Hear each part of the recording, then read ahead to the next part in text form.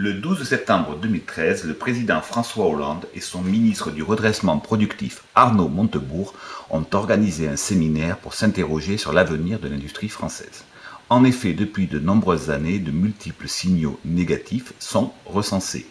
Destruction massive d'emplois industriels, multiplication des faillites d'entreprises industrielles françaises et délocalisation vers les pays émergents.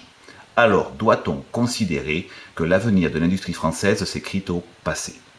Pour le savoir, nous allons utiliser un graphique tiré du journal Les Échos, qui est lui-même tiré d'une source Natixis. Ce graphique se décompose en 3 temps.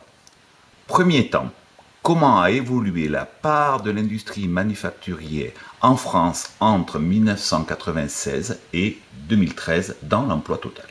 Deuxième temps, quelle a été l'évolution de la part du PIB réalisée par l'industrie française dans le PIB total entre 1980 et le début des années 2010, 2011 plus précisément. Et enfin, troisième temps, nous opérerons une comparaison de la part de l'industrie dans la valeur ajoutée entre la France et ses principaux partenaires européens. Premier temps donc, commençons par étudier l'évolution de l'emploi manufacturier en pourcentage de l'emploi total. Au milieu des années 90, cette part est encore relativement importante puisque 19%, c'est-à-dire un emploi sur 5, se trouve dans l'industrie manufacturière.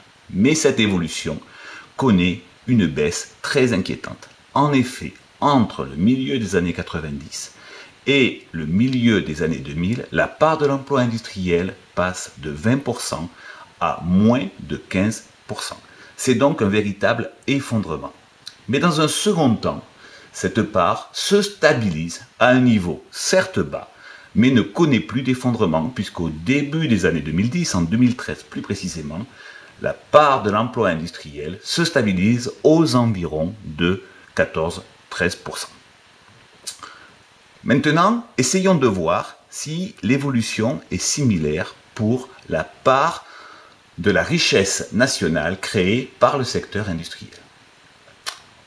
Au début des années 80, l'industrie représente environ 22% de la richesse nationale créée.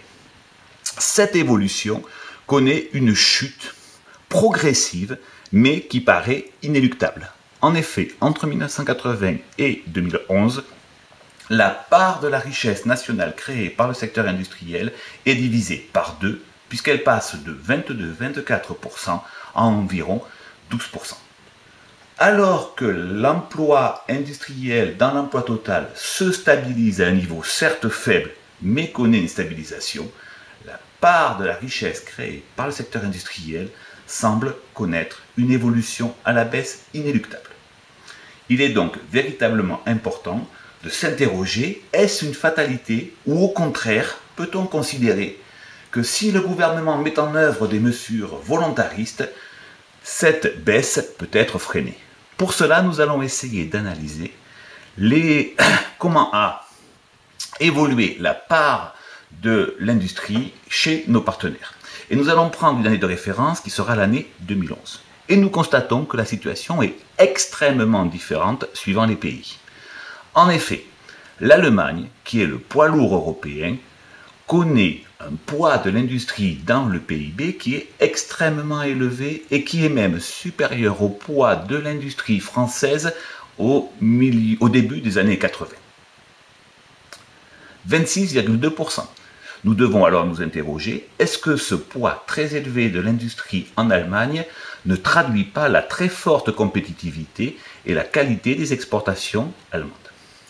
Par contre, les autres pays européens sont dans une situation beaucoup plus difficile. 18,6% du PIB est produit par l'industrie en Italie, 17% seulement pour l'Espagne, 16,5% pour le Royaume-Uni, dont on dit généralement qu'il a détruit son industrie pour se reconvertir dans le secteur de la banque. Mais la situation la plus inquiétante est de loin et celle de la France qui, avec 12,6%, a une part de l'industrie dans le PIB 2 fois plus faible que celle de l'Allemagne. Il y a donc un véritable défi à relever. Ce défi ne semble pas inéluctable puisque nos partenaires européens sont dans une situation beaucoup moins catastrophique que la nôtre. Alors, il faut donc prendre des mesures, mais quelles mesures? Cela relève d'une volonté politique, mais pas seulement.